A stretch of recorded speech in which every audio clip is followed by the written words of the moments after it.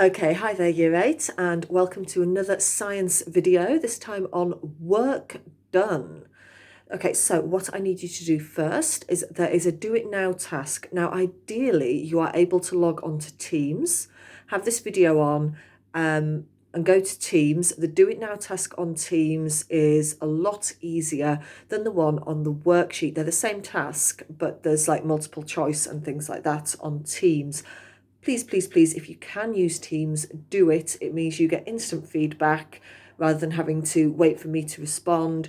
And it also means that I can see you've done the work. So if you were at school doing the work and you're not able to email it to me, it means that I can still see you've done it and I'm not then chasing you up about trying to get work off you. Okay, so work done. What is work? Well, you're hoping that I'm doing it now because obviously I'm teaching you, but what is it? Are you doing work? Who's doing work? What is work? Watch, I'm going to do some work.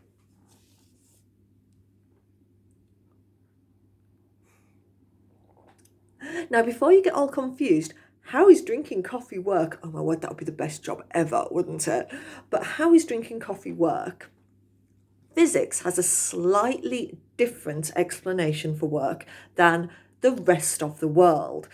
Something I love about science, you take words and we use them for something else and then say the rest of the world is wrong. It is brilliant. So, what is work in physics? Work is the energy that is changed when a force is moved. So, with my coffee cup has weight. Okay, and weight is a force because weight is gravity acting upon a mass. So my coffee cup has a mass, and because it's on a planet with a gravitational field and not in outer space, it means it has a force, and that force is weight. And I'm going to move this weight. Look at me moving my coffee cup. So I'm doing work by moving an object. If I move an object with a weight, if I've moved it, I've done work. So can we write this down, please? Work is the energy changed when a force is moved. So you can pause the video, you can rewind it, you can go back. I'm going to repeat it. Work is the energy changed when a force is moved. Okay? And you're going to say energy changed. How are you changing the energy? Don't forget that movement, kinetic energy exists. So I'm changing when the coffee cup is on the piano. It has a certain type of energy. When I lift it up, I've moved it and I've changed that energy. It now has gravitational potential energy. If I let go of this cup, it's going to drop all over my lap. I am not going to let go of this cup. 1 injury per week on these videos is enough. Really shouldn't have used a coffee cup example. I'm just going to be drinking it the whole time. Okay, so the other thing you need to know is that work is measured in joules. Okay, and we always use joules for energy. So this tells us that work is an energy transfer. Okay, because we're measuring it in joules. And there is a really simple sum for this. And I am going to grab a pen and write it down. I was kind of hoping to use a different medium where I could write on the screen, but sadly that is not working today. I'm going to try and update it. I'm going to move my coffee cup out the way. And we need to write down that work done, I am writing this down and I'll show you in a minute. And that's measured in joules, is equal to the force in newtons multiplied by the distance in meters. And I can put this into a triangle. So work done, force times distance. Okay, here we go. Hopefully you can see this all right. So can you write this down? Pause the video and write it down. Work done in joules is equal to the force in newtons multiplied by the distance in meters. And there is your triangle. So if you want to figure out work, force times distance.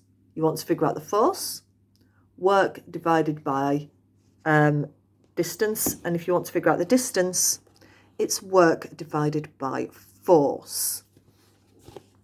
Okay, so I'm going to give you a few examples to do. So the first one, my coffee cup. My coffee cup has a weight, a force of about 10 newtons, and I am moving it a metre. Okay, so what work have I done? Let's write it down.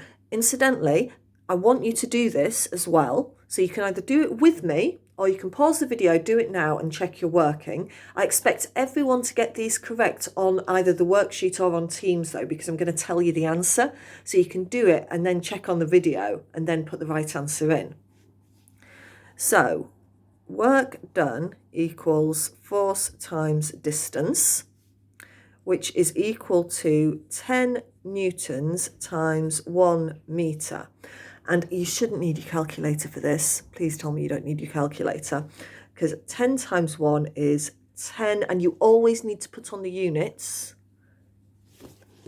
There you go, capital J for joules. So work done is 10 joules for me to drink some coffee. So the next one, a little bit more difficult. We've got a cyclist, and the cyclist is has got a weight of 1,000 newtons and is cycling for 250 meters. What's the work done? Work done is again force times distance, and we've got 1,000 newtons this time, and we're going to times it by 250 meters. Okay, if you want to use your calculators, you can do. I happen to know that that would be 250,000 joules. Now, for those of you who like converting stuff and go, oh, hang on a second, 1,000 grams is a kilogram, 1,000 meters is a kilometre.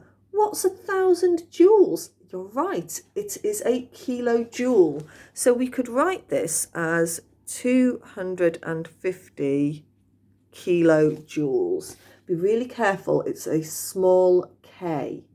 If you don't feel comfortable with that, then just do it as 250,000 joules like this. When you write it into the forms, leave no spaces. Okay, so 250000J, no spaces, capital J. Okay, there are another 3 questions for you to do, either on the worksheet or on the form. Please remember your units. Capital J, joules for work done. Capital N, newtons for force, and small m, meters for distance. So pause the video and have a go at those 3 questions.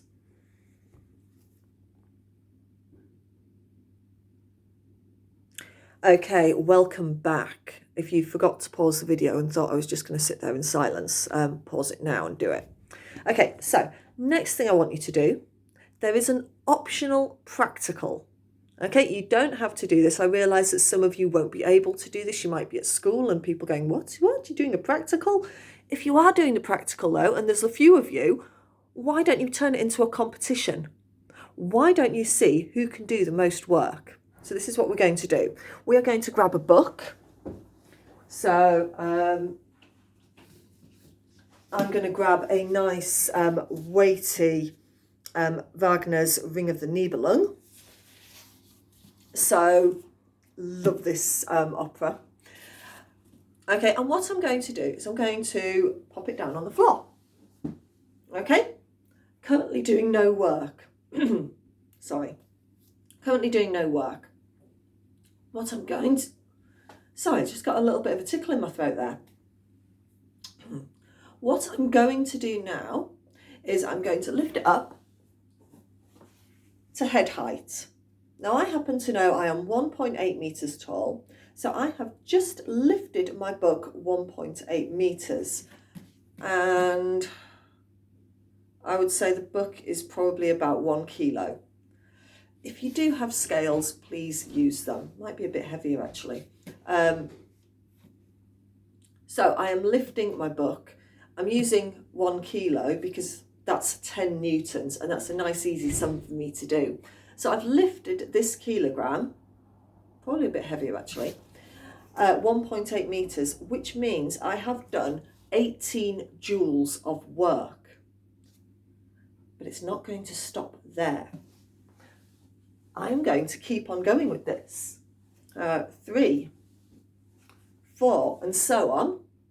And that means I am doing more work every time. I'm doing 18 joules of work every time.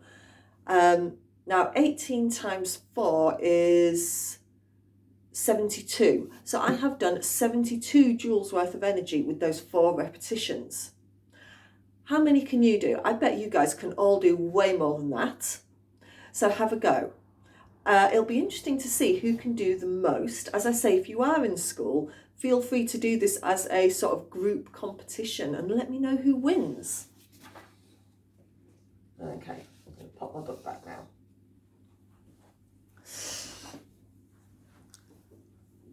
Okay, the other thing is that there is a quick true or false quiz to do on Teams or on the worksheet. All you have to do is say true or false. You can watch the video back. I should have covered everything that's on there. But you know what? If I haven't, the easiest way to learn about it is to give it a go, because you will get the answer straight away on Teams. Final task for you, the absolute final task, is the Warwick Star task. And that is a little quiz that's on the worksheet. And if you do the quiz, you need to, so for example, if the answer is 50, instead of writing 50 in the thing, there will be 5 boxes and you write FIFTY for 50. So yeah, have a go at that, and it will spell out a word in the highlighted comments. Highlighted box. And that word is the answer to get you the Warwick Star on Teams. So if you know the word, pop it in, and I'll be able to award you the star when I look at your work and do all the credits. All right then, guys. So hopefully this has made sense for work done. If you do have any questions about it, email me. If there are any problems, email me. If you can't access, if you can't access Teams, do the worksheet and email it to me. Obviously, doing it on Teams is a lot easier for everyone, because you get instant results. You know what you've done right, what you've done wrong, and hopefully it'll all be a bit easier. I don't mind taking a look over the work and awarding you marks. As I say, I want to give you all credits, so all you have to do, watch the video, do the little quiz, or the worksheets, and send it in to me. Right, so enjoy your science lesson. It's Friday, so have a wonderful weekend, and I will see you again for a new lesson on Monday, hopefully with slightly less coffee, so I stop drinking all the way through the video. Take care.